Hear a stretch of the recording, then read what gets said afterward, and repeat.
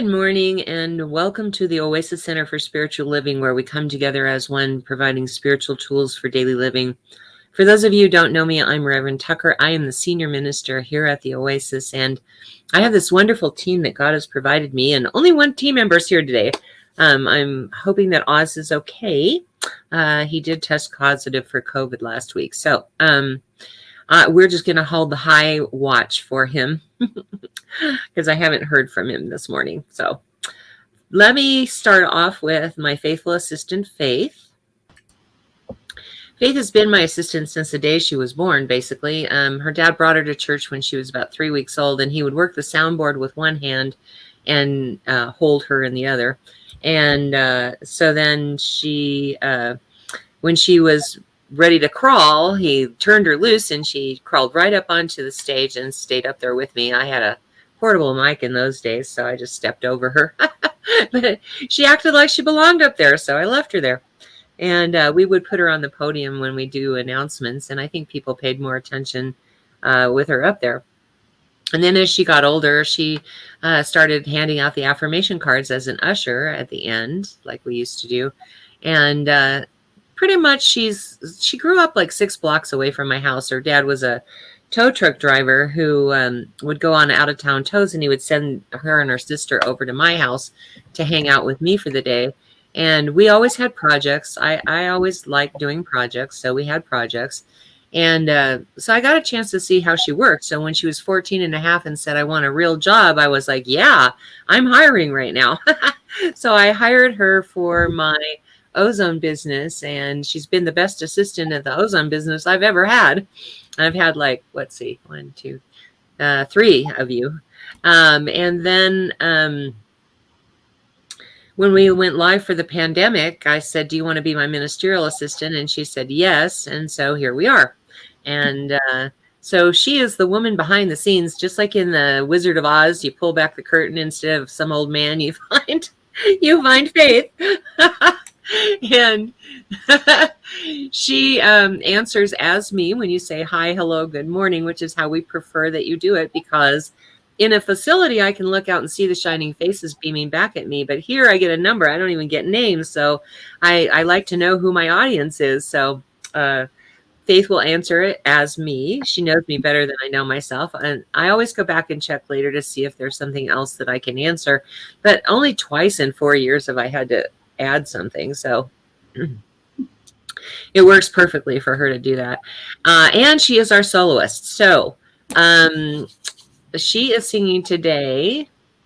Sit with It. Yep. I remember. Sit with It by Karen Drucker. It's so funny. I pick the songs, right? But it's like once I send it off to her, it's done and out of my mind, you know? Check it off as done. Anyway, so that is Faith. She is the most supportive assistant anyone could ever have. So we really appreciate you. I love you. All right. And Oz, like I said, is not here today. So that means I'm going to be the practitioner of the day, which means that I will be doing the invocation, the benediction, and I'll be available at the end for the 1 minute miracle. And I'll talk a little bit more about that later, unless Oz happens to pop in. He is my partner in crime. He graduated, well, he was my first baby practitioner, and he graduated, I think, in 2000. And was my board president for many, many years, and then moved off to Florida. So we lost the ability to have him be the practitioner of the day, which is the invocation, benediction, and the 1 minute miracle.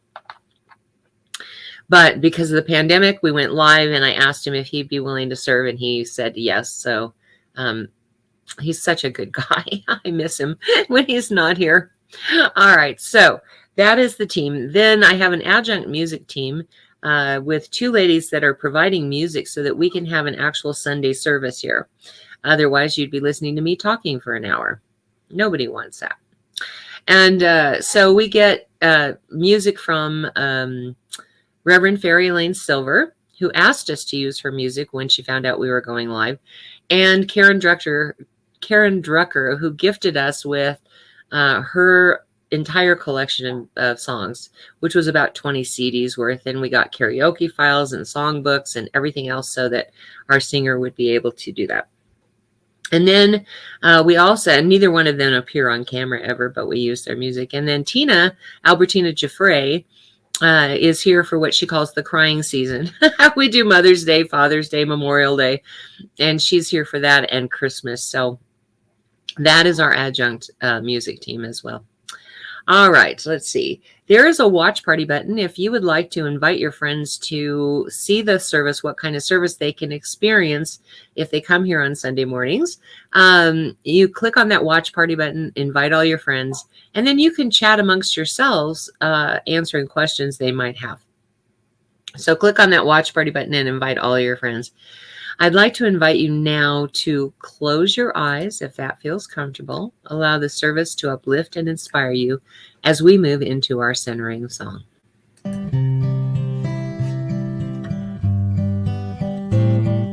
Surely the presence of God is in this place. I can feel the mighty power and the grace. I can feel the rush of angels' wings. I see glory on each face. Surely the presence of God is in this place.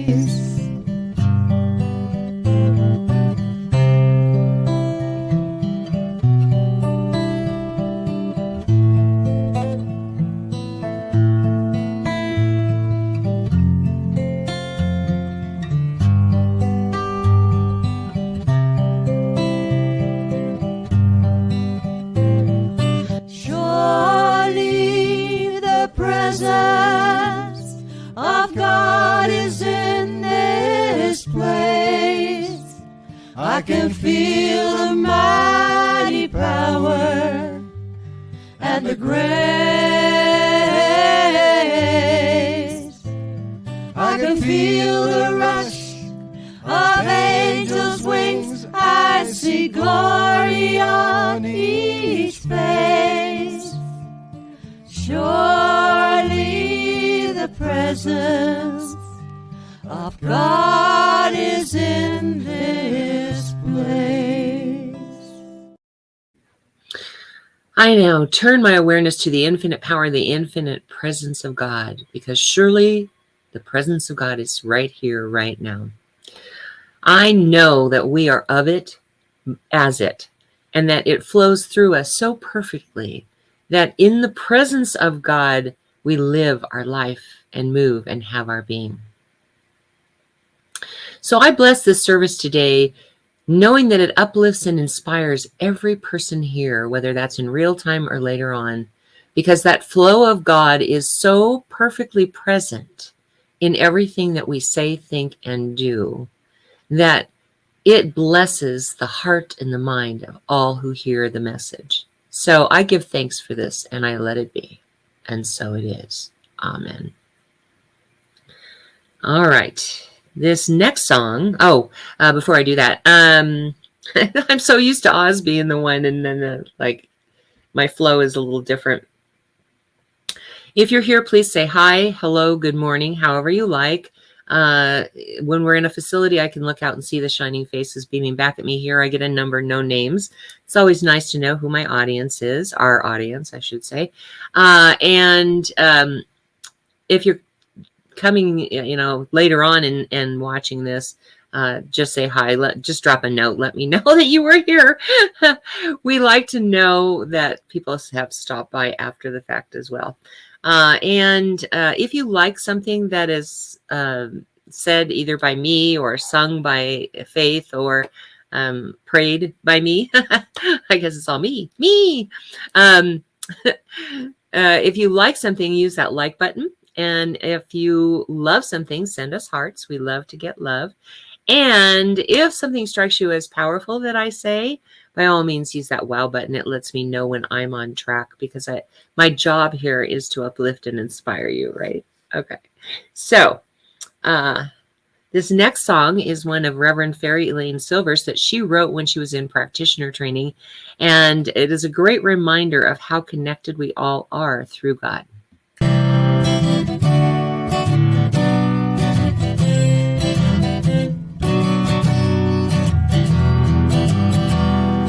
We are all one. We are all one. We are all one in it.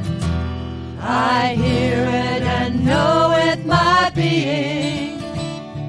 Spirit is all I am seeing.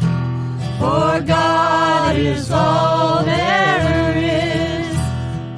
Grateful am I to be living, open to what I receive, honoring what I've been given, sharing now what I believe. I remember the oneness around me. I surrender to infinite light, knowing the love that's surrounding me is within me by day and night. And we are all one. We are all one. We are all one in it. Yes, we are all one. We are all one. We are all one in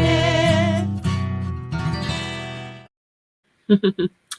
Yes, we are all one in it. What a great thing to remind ourselves of all the time. Without further ado, now I am going to have Faith sing Sit With It by Karen Drucker. Here she is. Sit, sit, sit, sit, sit with it.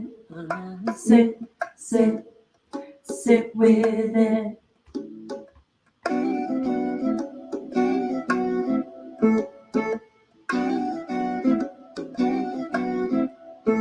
If I got a problem, sit with it. Not sure where I'm going, sit with it. Trust and know the answer will flow if I sit with it.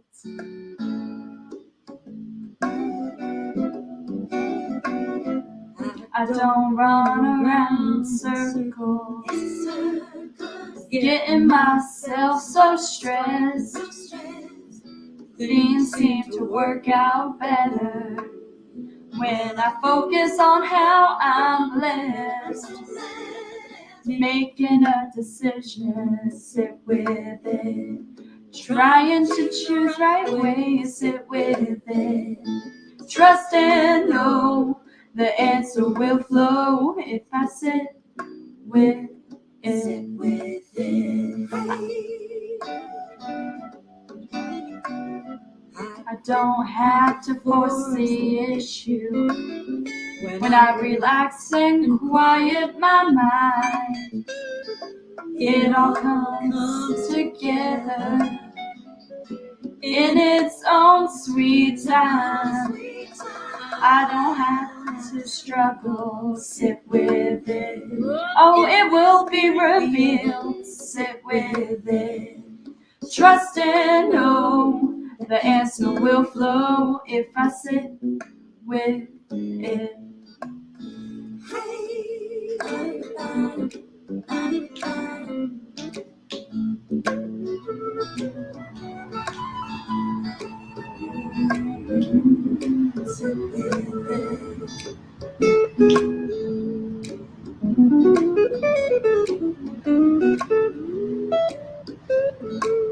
I'm gonna lounge on a lazy boy reclining chair on a rocker or a sofa, 'cause I don't have a care. On a bar stool or a hammock, or sit anywhere. I'm gonna sit. I'm gonna sit.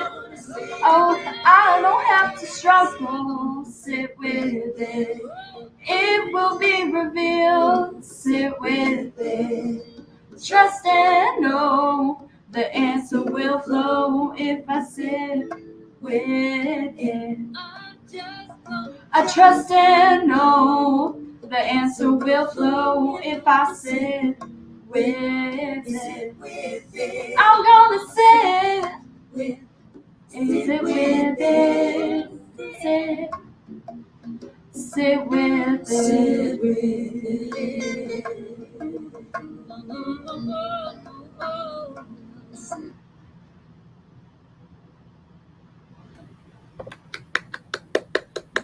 Thank you so much. I love that song. It's a uplifting little ditty, but it has a really good message. Thank you, baby.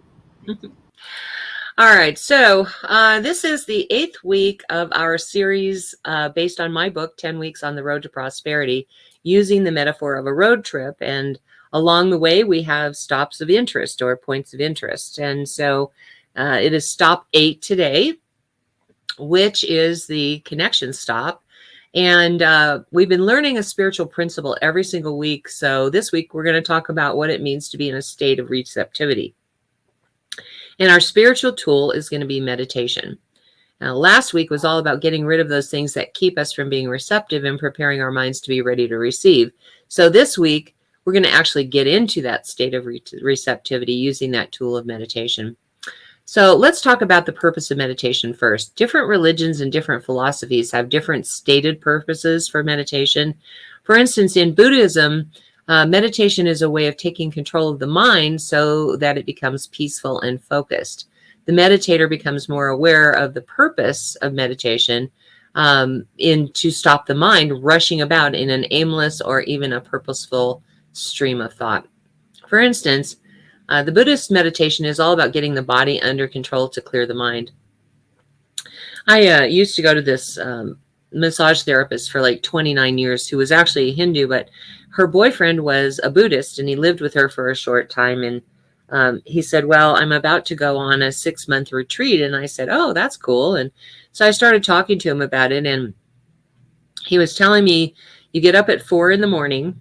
and you sit in lotus position from that point until lunchtime, which is a cup of rice and a bowl of broth. And then you go right back to meditation in the lotus position until the sun goes down. And then you go to your room and lay on a reed mat and go to bed. And I was like, well, that seems like it would be torturous on the body.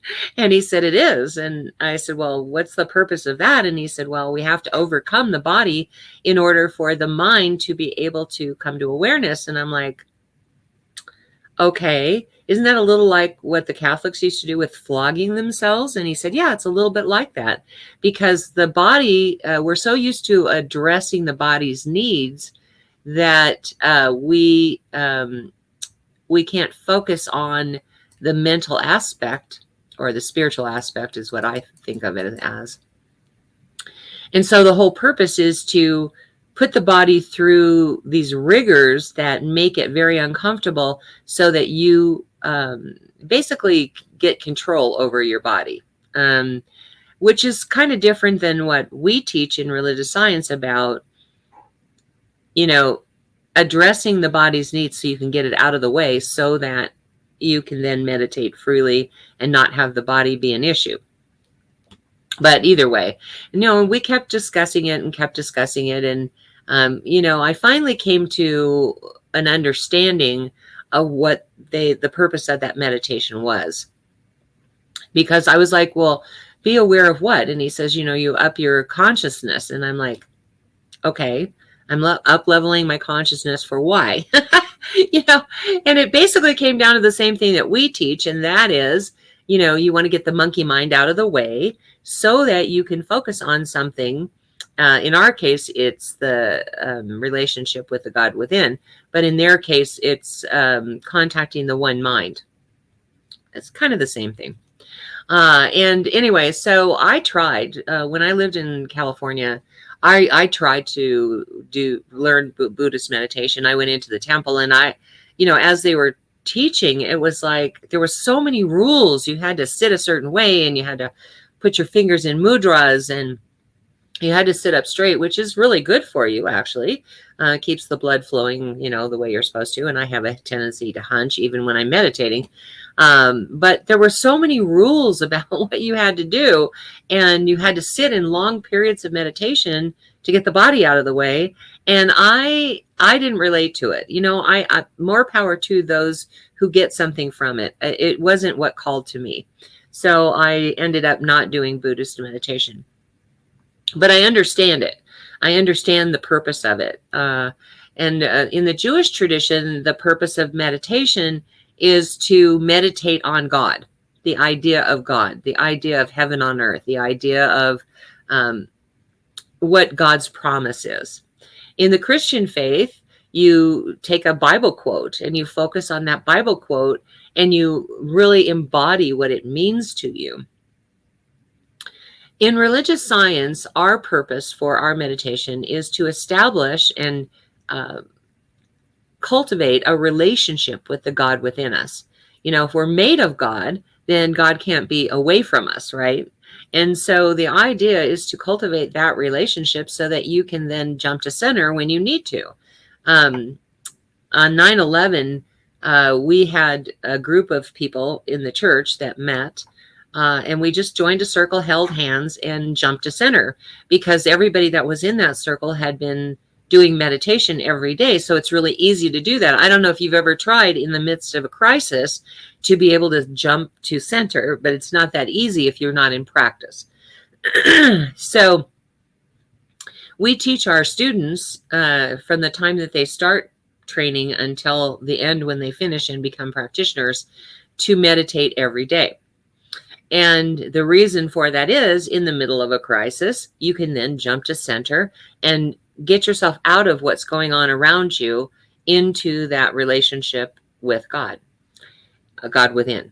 And so we were able to do that in the circle and create a state of peace within the group.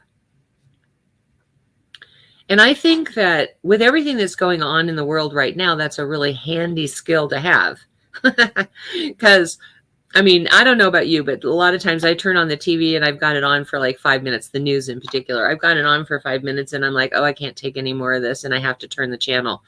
And that's because if I were to get myself enrolled in all of it, I would be sad or angry or frustrated or any one of those emotions, and it would cause my entire day to be part of that. So I turn it on just to see what's going on in the world. Like I like to know where the hurricanes are because, Oz's house is in Florida and I have other friends in Florida. We have friends in Texas. We have friends, in all the places where all these things hit. So I like to know, what the pattern of a hurricane is or, what other thing is going on in the world, but I don't get caught up in it. And so I've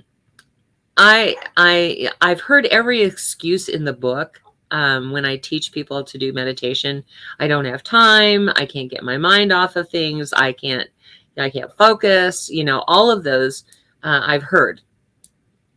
And it brings me back to this. When I was a kid, I went to this camp and we had this wrangler named Shorty who was teaching us to ride horses. And one little girl, I felt so bad for her. She said, I can't. And, he said, there's no such word as can't. You got to get that out of your vocabulary. If you think you can't, you won't be able to, blah, blah, blah. You won't be able to do anything in life if you don't get rid of that out of your vocabulary. He just went off on her. I felt really bad for her. But I got the point. And the point is that what we focus our attention on, we create more of. So if I say I can't do something, of course, I'm not going to be able to do it. And what we resist persists. So if I resist doing something, then whatever the conditions are that made me want to meditate persist. So I recommend that you do at least 5 minutes, if not more, of meditation every day, because that sets the tone for your entire world to be peaceful, for you to experience God's peace. And, you know, when people tell me they don't have time, not true. I attended a real estate seminar one time where this guy was talking about tenants and landlord situations. And he said, every time somebody says to me that they can't pay the rent, I say back to them, oh yeah, you can pay the rent. You just choose not to, which doesn't make them very happy. But the truth is, they spend money on entertainment, they spend money on clothes, they spend money on whatever else. So they have the money. It's that they chose to spend the money on that instead of paying rent. And it was a valuable lesson for me to understand why people say they don't have time, because we have plenty of time. We have 24, everybody has 24 hours in every day. We choose to spend our time one place or the other. Some people choose to go work out in the gym, which I'm not saying is a bad thing. I'm just saying we make our choices. They find time to exercise. They find time to enjoy TikTok. They find time to watch TV. They find time to go visit their friends. They find time for all of those things. So if we know that we have that 24 hours a day, and we know that we make choices about our time, then we can no longer use the excuse of I don't have time to meditate. Because whatever time you spend in meditation, I guarantee you, is going to help you along the way to not be frazzled in certain circumstances. For instance, I send practitioners all the time to attend to people who are in the hospital. They don't go there and, you know, perform any duties or anything. They just go and sit with the person. Or the other thing is at funerals, a lot of times I will have practitioners come hold consciousness while I'm doing a funeral or a memorial. And that's because they can sit in the room, not absorb all the unhappiness and the grief that's going on, but be able to sit there and create a kind of a force field of peace, if you will, because they are practiced at meditation. So they sit in the room and meditate. And so, you know, it is valuable for many different reasons, but it also makes sure that you have a better experience. Now, let me talk about time one more time real quick, because I want you to understand what you're saying to God when you say, I don't have time. If you were in a relationship, say, and you said to someone, I'm sorry, I can only give you 5 minutes a month. How long do you think that relationship would last? Now, I'm not saying God is a he or a she person at all. That's not the kind of God we believe in. We believe in a divine intelligence. But it works the same way. If I'm not willing, if I say, yeah, I don't have time for you, then how available do you expect that consciousness to be, right? It's not that God goes, no, you didn't have time for me, I don't have time for you. It's not like that. But if you're not giving time to a relationship, that relationship doesn't blossom. And the idea here is to cultivate a relationship with the God within us, so that when we're in those situations where someone's in the hospital or someone passes on or something like that, we have the ability to jump to center right away.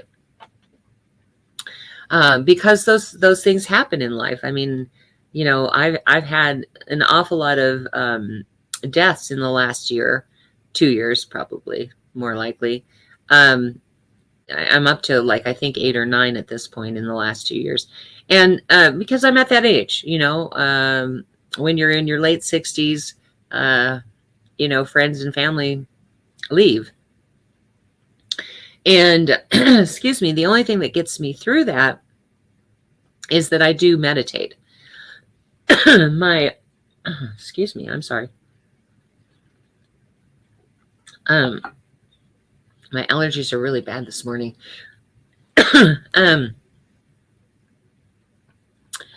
I have spent a long time in doing meditation on a daily basis. So I do up to an hour. I'm not expecting you to do that. I would like you to do 5 minutes a day and try to increase that to 6 minutes, 7 minutes, 8 minutes, 9 minutes, 10 minutes, you know, until you get up to about 20 minutes a day. That will be the best 20 minutes out of your day that you will ever spend. It will help you with your relationships. It will help you with your health. It will help you in the gym. It will help you with prosperity. It will help you with everything. Because when you are cultivating that relationship with the God within you, your experience of life becomes a lot more pleasurable, and you spend a lot less time running frantically from place to place doing things. Not that I don't run from place to place frantically doing things. I do. I have all these appointments that I have to do. But what it does is it helps me not feel frantic while I'm doing all of that.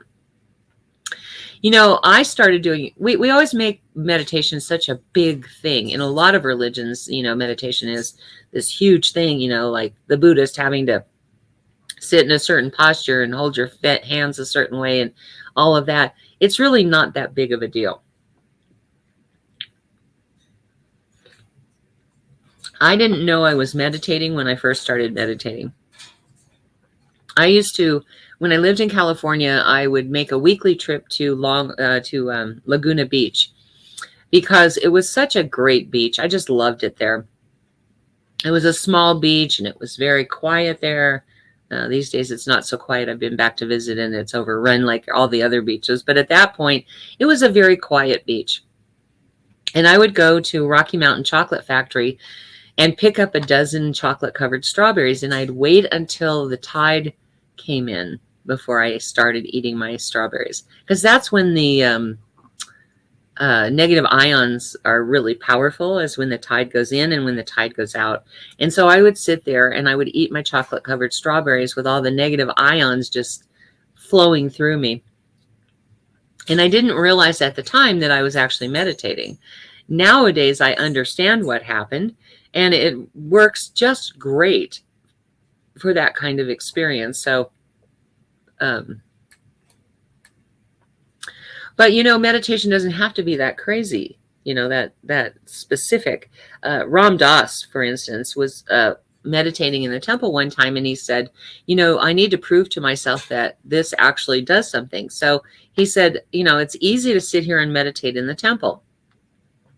What if I were to go on to a street corner in New York City and try to meditate? If that would work, then I would know that this stuff works. And so that's what he did. He went to a very busy street corner in New York City and he sat in meditation, and he proved to himself that he was actually meditating, that it was actually, you know, he was creating a different experience. So it doesn't have to be quiet. It doesn't have to be, I mean, when you're starting out, of course, you want it quiet just because you have all these disruptions that happen, and it keeps you from being able to meditate. So at first you want to turn off the phone. You want to lock yourself in a room where nobody's coming through. In my case, I have a bird, so I have to take the bird in with me because otherwise he screams. But you can do meditation anywhere at any time.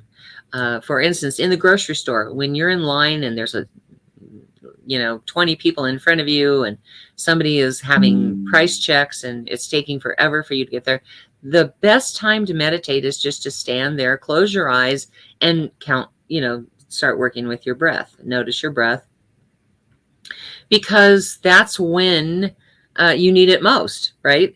When things are frustrating and you need to drop to center or jump to center, that's the best time to do it. And like I said, it doesn't have to be this big thing. It can be very practical.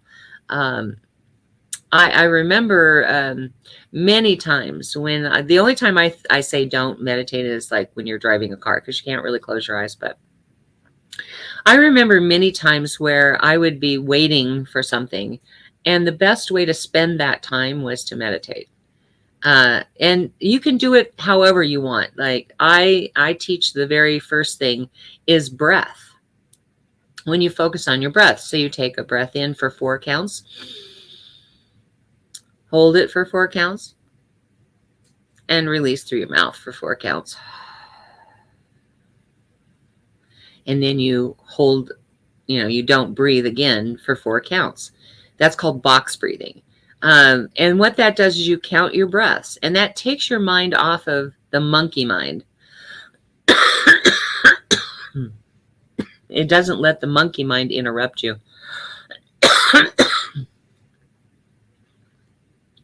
It's pretty funny because I know what the monkey mind is. I've always known what it is. I've always known what its effect is.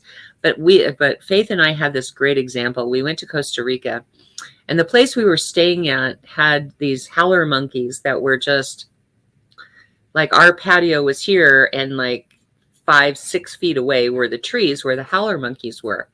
And they would chitter and chatter and run and jump and play. And, they would be doing all of these things. Well, one night we heard this growling noise, almost like a lion or a tiger. And it scared both of us. So we ran inside, and then we realized it was the howler monkeys, fighting. And I really got a very powerful example of what it's like when the monkey mind is taking over, right?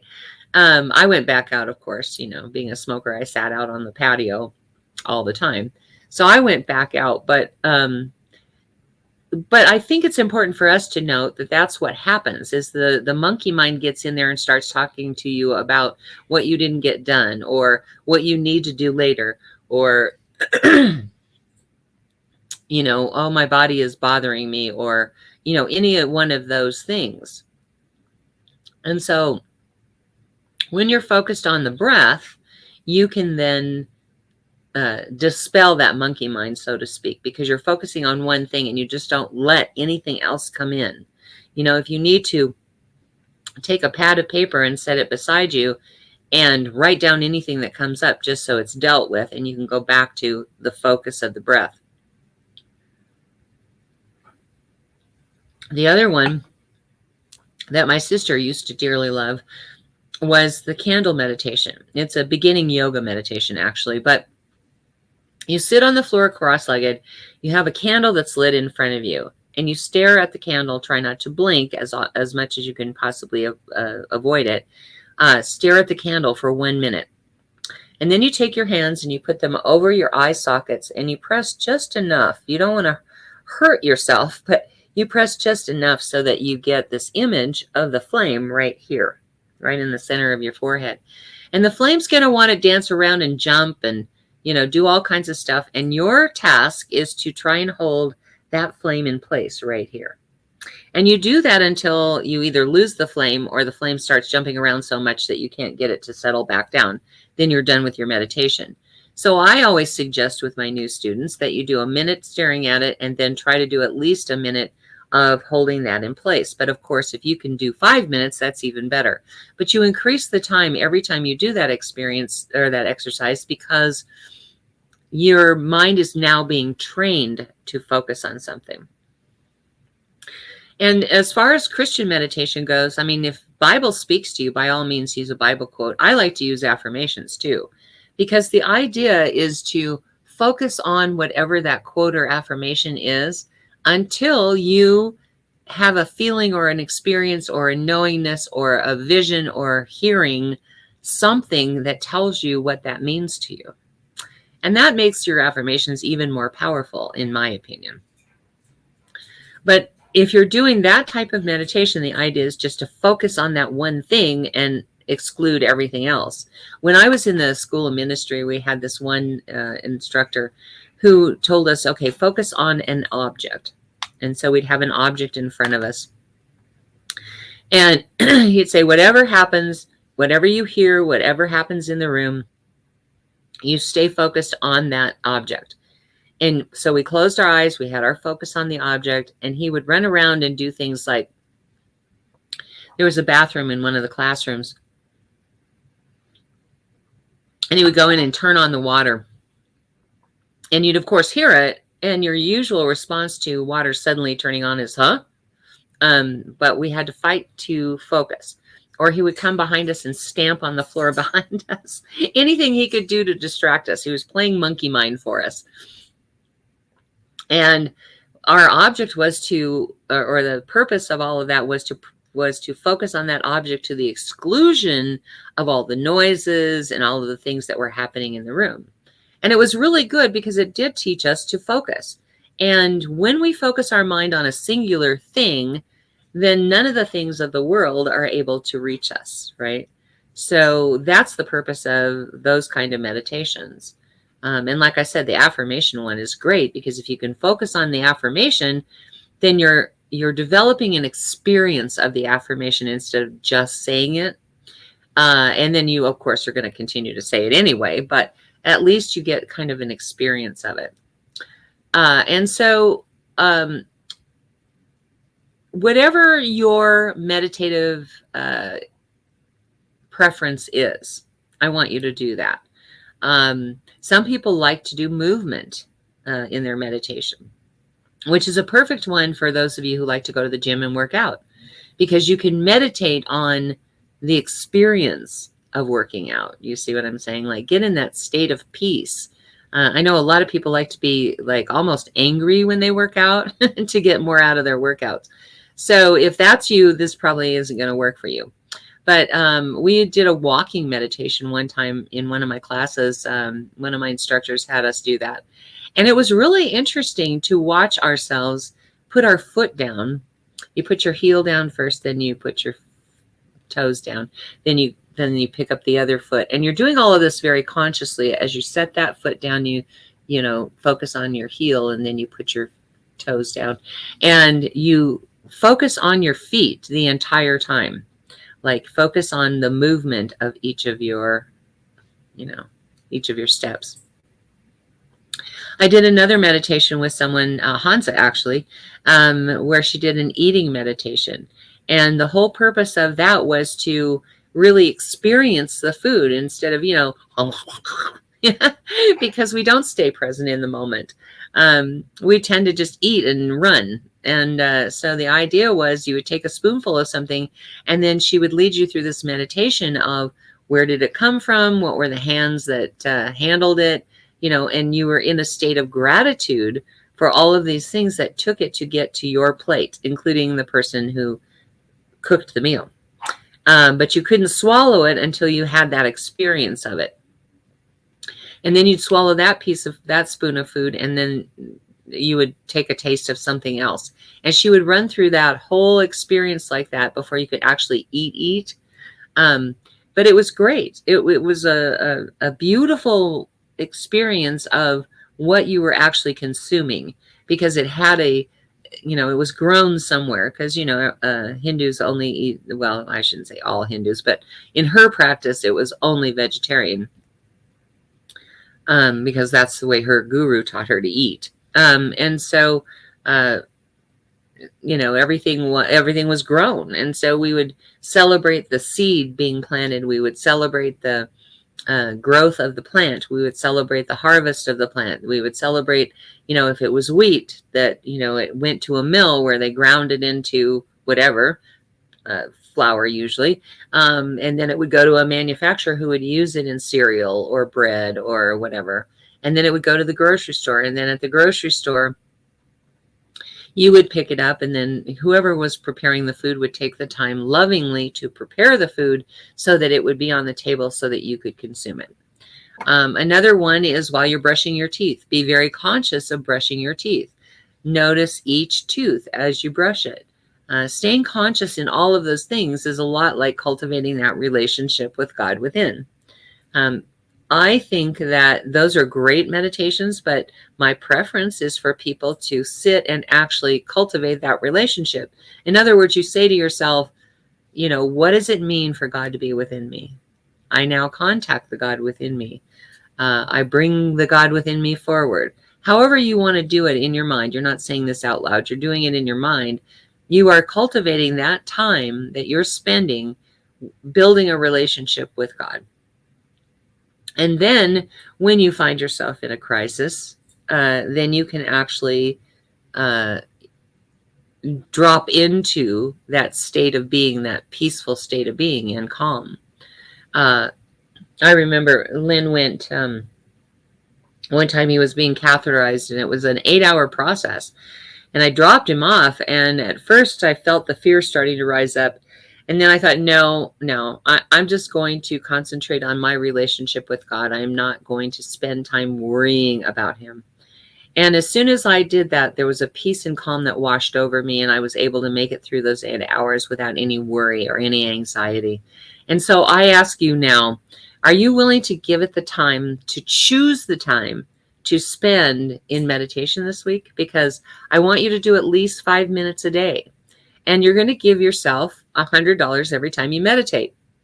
And for every minute that you meditate, you give yourself another $100. So if you do 5 minutes, you get $500, right?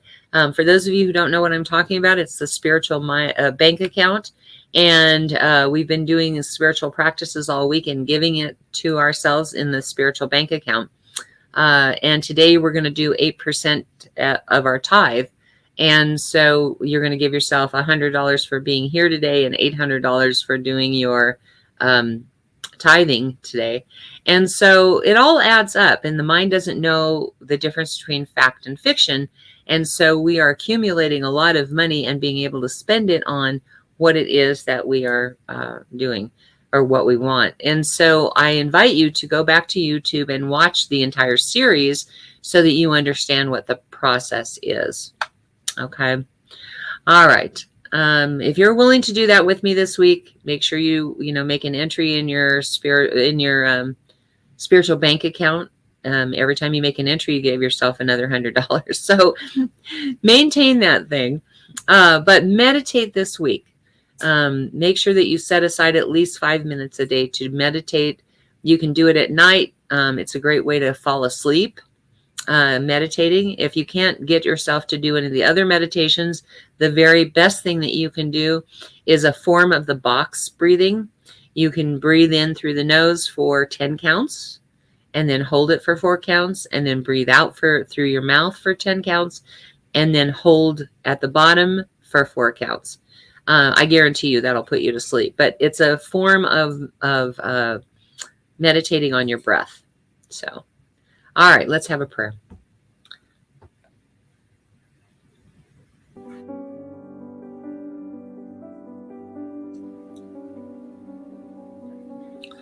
So right now, I turn my attention to the infinite power, the infinite presence of God, to that place beyond human understanding where I know that God resides. How powerful, how beautiful, how amazing it is. How fully present in every moment God is.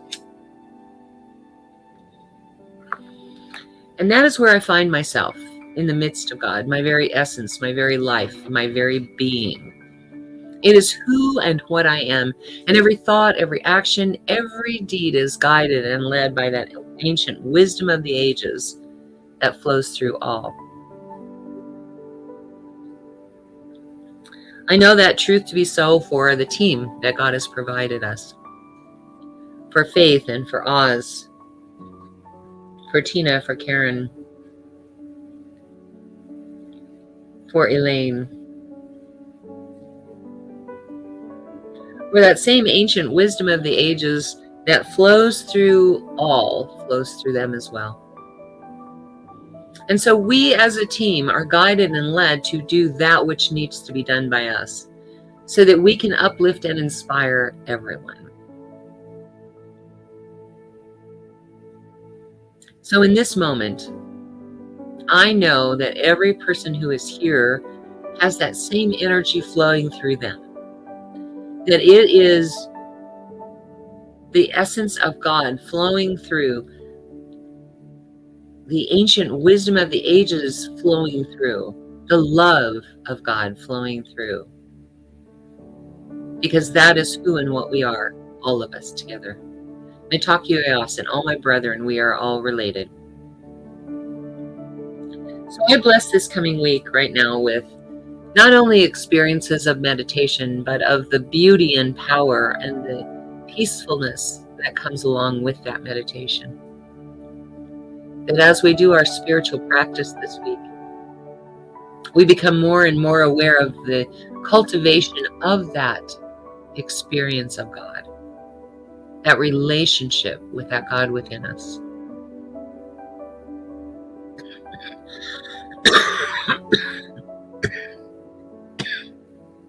that peace and power within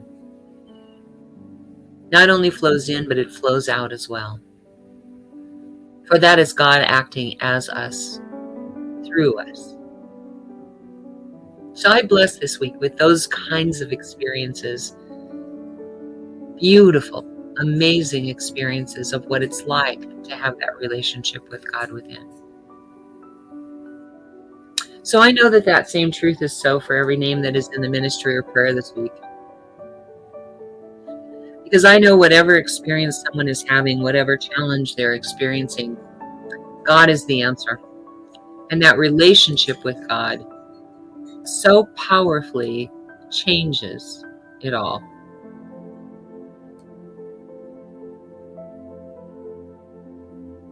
I pull back the veil now, reveal that truth in their names as good and very good. I accept it for them. I receive it in their name. And so my heart just fills with gratitude. To know that this is so, to be of service in this way.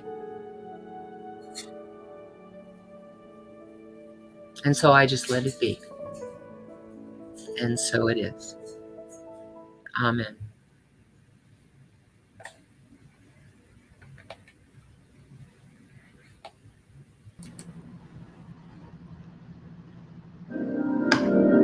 You are the heart, you are the hands, you are the voice of spirit on earth, and who you are, and all you do is a blessing to the world.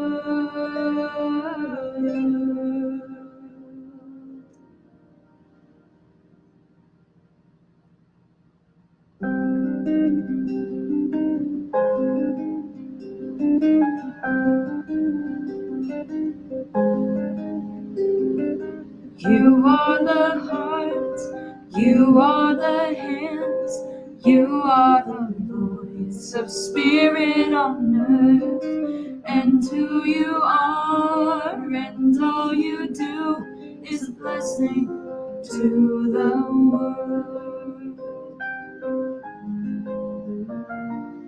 You are the heart, you are the hands, you are the voice of spirit on earth, and who you are, and all you do is a blessing to the world.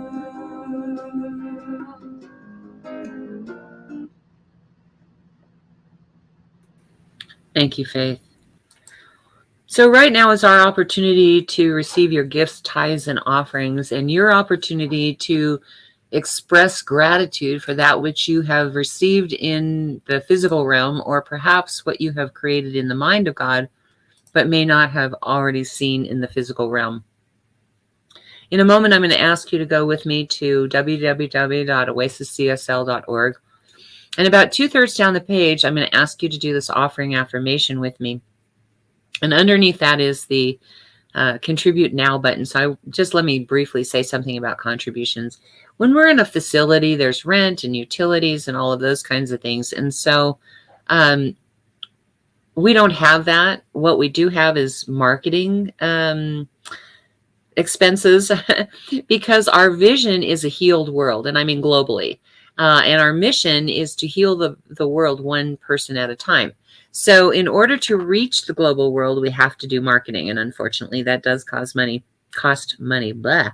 So when you hit that contribute now button, what you're doing is you are funding our mission to get to our vision. So definitely help us with that. We already have people from the UK, England, Great Britain, however you want to say it, the Netherlands or Holland, Germany, the Philippines, India, and Sri Lanka. So we're trying to enlarge that even more because a healed world is just that, an entire world that's healed. All right. So go with me now to www.oasiscsl.org. Whether you're in real time or you stop by later on, you can do this. Go to that website, and then about 2/3 down the page, say this offering affirmation with me. This perfect gift is spirit and form, circulating and blessing all it touches. Freely I give, and joyously I receive, and so it is. All right, hit that contribute now button and help fund our mission to get to our vision. All right, we have this wonderful team of licensed practitioners from coast to coast that serve our church in 3 different ways.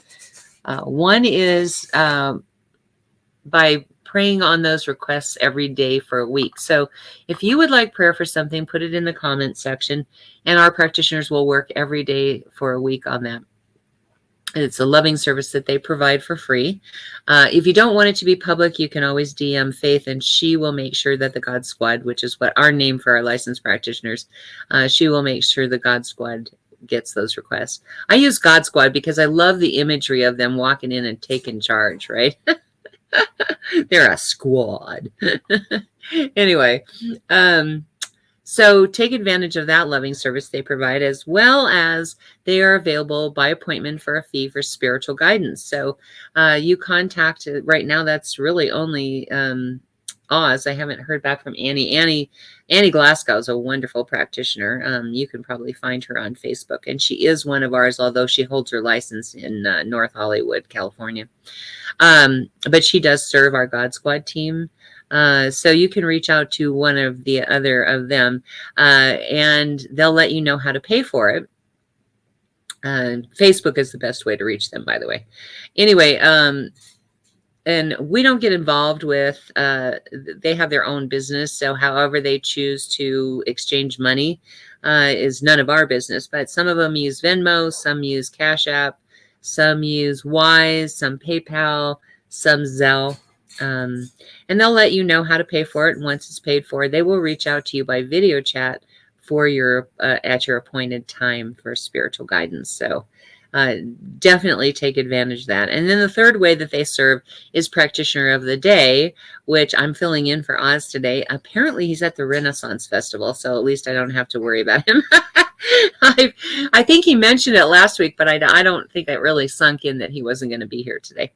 But the practitioner of the day does the invocation, the benediction, and is available at the end for a 1-minute miracle, which is not a time for counseling, but a time where you can tell me what challenge you're experiencing, and I'll stop, drop, and pray with you right then and there. So that is our licensed practitioners. Then Brooks and Bailey, let me get them up here. They have jewelry, including mala beads. And I love these mala beads because there's 108 beads on a necklace, and there's 54 on a bracelet. So it's a great way for you to do your affirmations. The Hindus and the Buddhists do 1 bead at a time as they do their chants. So that's how I recommend you do your affirmations, so you get to your 100 a day. This one is amethyst, so it's $60, but they have all kinds of gemstones from $30 and up. So definitely check out these 2 ladies. Sorry, guys. I just lost the beads on top of the dog. Sorry, Smokey. I didn't mean for them to hit you. I'm so sorry. All right. I'll just set them there for now. That'll work. All right. And then I usually, when they have a booth at one of the events, I usually try to repost that if I can. Share it so that it's on, so that all of you can see it as well as their people. But you can also contact them through Brooks and Bailey 0307 at Gmail to find out what they've got. And all of the proceeds from their business go to Rocky Mountain Lab Rescue, which I think is a very worthy cause. What are we doing on time? Okay. I'm going to skip to check out our website at www. Oh, you're right. She's actually right. Reverend Fairy Lane Silver's website, where you can purchase a song that you hear. Well, you can purchase a CD. She doesn't have any way to change her website to tell you how to pay for it. And she travels around the country singing and playing guitar.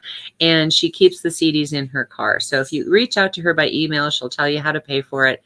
And then she's really good about sending it out right away.